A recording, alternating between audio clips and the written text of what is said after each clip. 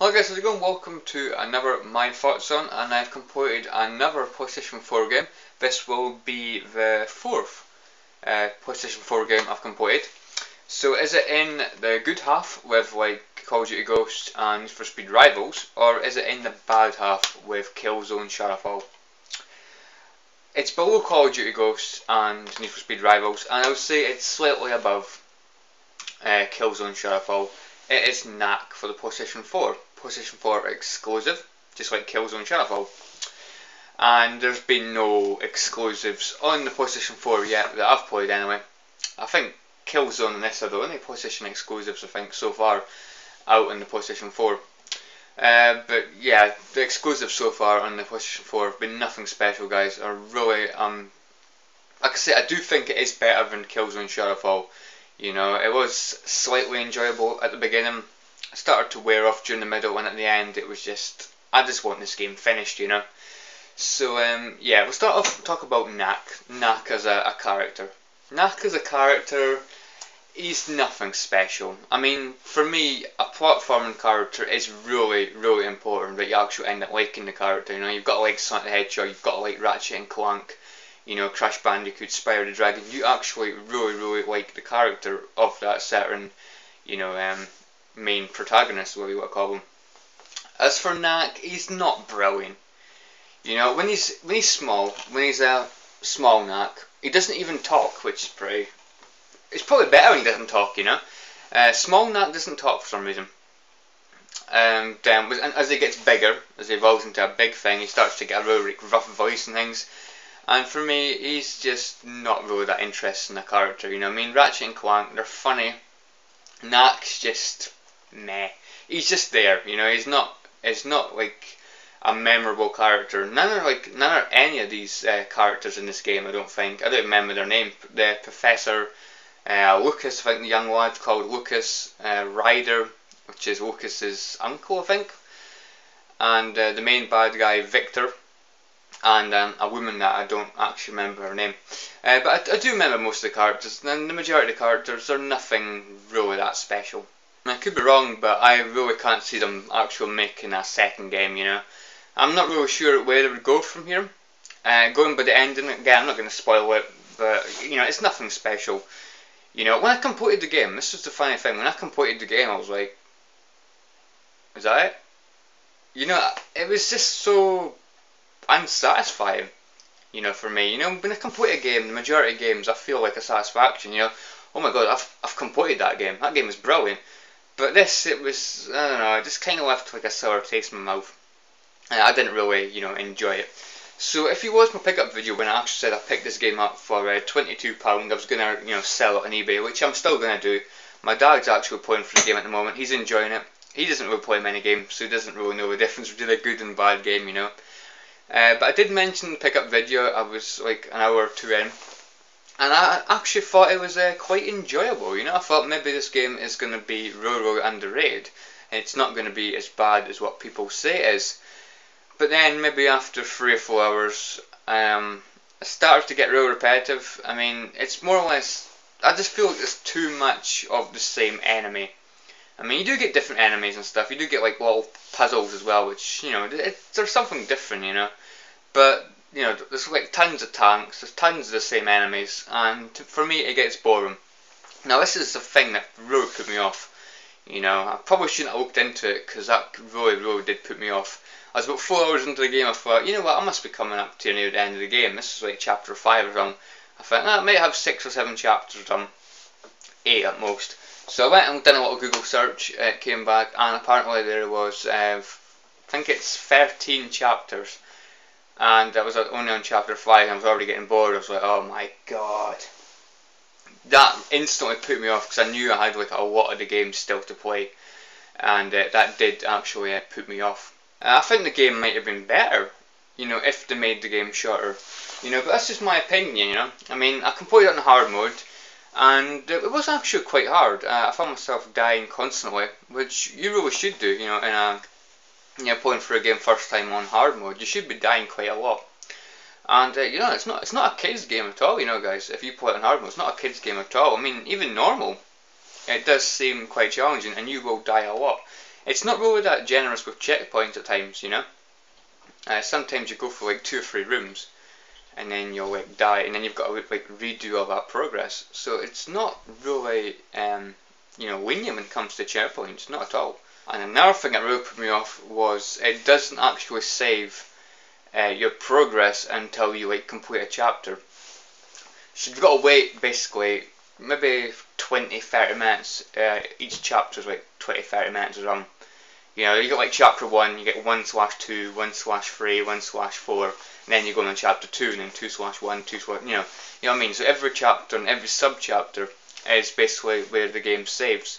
So if you're near the end of that chapter, if you're stuck at the end of that chapter or sub-chapter, and you turn your console off, you've got to do that from the sub-chapter again, which is really annoying. That's something my dad hated as well, because he didn't realise that. So yeah, it was quite a nuisance, and I did have to redo a couple of bits of progress because I'd like turned off the console before it was the end of the sub-chapter, which, you know, is really annoying. It should save automatically at checkpoints. I don't know why I've got to like do the whole sub-chapter or the whole chapter just to get a save point. I don't really think that's a good idea. That's probably a fault. It's maybe not something they realised, but you know, it's something you'd think about. You know, I mean, it should really do that. I mean, you would expect it to save at every checkpoint, but yeah. So if you play through the game, guys, don't fall for that one. Talk about the story for a little while. The story was up and down.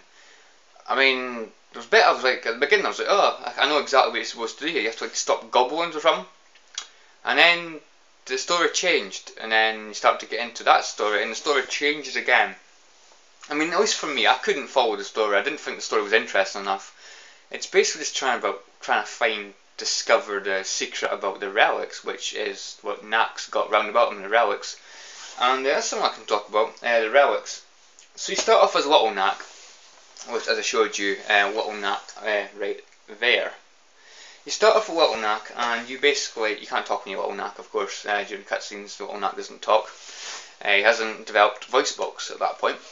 And basically you collect these particles throughout the game, which I've got to say is really bloody satisfying, because you can actually hear like the particles through the speaker in your controller, which I thought was bloody awesome. It sounded awesome, and it did have like a satisfying feeling to it, because it was kind of like gems rubbing against each other, and it was, you know, it was quite a satisfying noise. And I was like chapter 6 or 7 where he actually attaches logs to himself, and of course when you collect logs, all these logs attached to him, I hear it was really bloody satisfying. You know what I mean? Obviously the controller, the speaker in the controller, you know, it's just a little gimmick. But I think it worked really well. It worked well for Killzone Shadowfall with the audio logs, and I think it worked really well for Knack when you're picking up like particles and logs and stuff, and it was pretty damn sweet. That is a positive with the game, and to be honest, playing through this game and looking at this game, it's kind of given me a positive kind of attitude, because I'm thinking to myself, oh my god, what is Sonic the Hedgehog going to look like on the PlayStation 4 and the Xbox One, and what is Ratchet and Clank going to look like on the PlayStation 4? It's going to be fantastic. I really think it does, guys. I really think it's going to be good, because like I say, I do love the graphics in that. It's a beautiful looking game. It's just, the problem is it just doesn't have gameplay to go along with it. It's just a bit repetitive, you know. You can actually play through it, I believe, in 2 players as well. So it's like you can play it in co-op, which is pretty damn cool. I've never tested that, but I'm pretty sure that's what you can do. It does say it's 1 or 2 players. That's the only thing I can think about. Basically a co-op campaign, because there's like 2 guys there, like Knack and some other Knack or something, I don't know. So yeah, I'm guessing you can play for a co-op, which, you know, adds something to the game. I don't know whether you can play it online co-op. I think I'd give it a try if it was online co-op, maybe. But I'm going to sell it probably. Completed the game, unlocked very hard, which I'm not going to attempt. I thought hard mode was hard enough. And I've unlocked some Coliseum, where you've got to go through these levels and stuff. You've got to survive for as long as possible and stuff. Which again, it gives you something to complete the game for. And it's got collectibles as well. You can collect these cracks in the wall. You can usually see them, usually stand out like a sore thumb. You destroy these cracks in the wall, you can open up this little passage, you go down, and then you find these little treasure chests which have like collectibles in them. So like, you collect so many things and you like get like a certain item. So if you collect, I think I got 2 different items, and I think I collected 4 parts or something, and then I got like a little combo meter thing in the bottom right of the screen, and you get like extra health or something depending on what combos and that you do.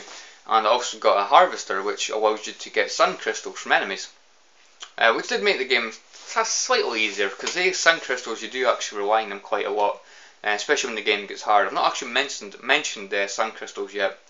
You basically collect these little sun crystals, and like these yellow glass things you find scattered around levels. You can like destroy lights, and that you get sun crystals from the lights as well, which basically allows you to do special moves like earthquakes, like tornadoes, stuff like that. Really stuff that really will help you throughout the game, especially parts you're really struggling with.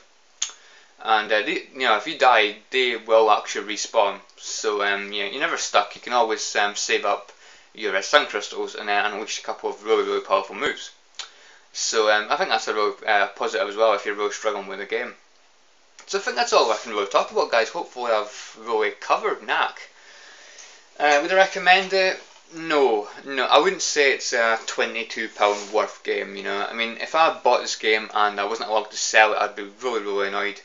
But the fact I can sell it for about £20 to £22 and get my money back, or maybe just to lose a couple of pounds, it's fine. It was worth it just for the experience. And I was just been wanting to play my PlayStation 4 more. It's just sitting there doing nothing really, apart from playing the odd game of FIFA. So anyway, guys, hope you've enjoyed this little video. That's been Knack. I would say wait until it's about £10, and then maybe give it a shot. I think that and Killzone are the cheapest games to get a hold of on the PlayStation 4, and I can see them dropping in price quickly because they're just not that good. I'll notice a lot of people are trading them in at like my local game shop and that. I noticed that's like the only, more or less the only PlayStation 4 games that people are trading in. So yeah, I hope you enjoyed this, guys, and I'll catch you all in the next video. See you guys, thanks for watching, and if you've played Knack, let me know what you think of the game. See you guys.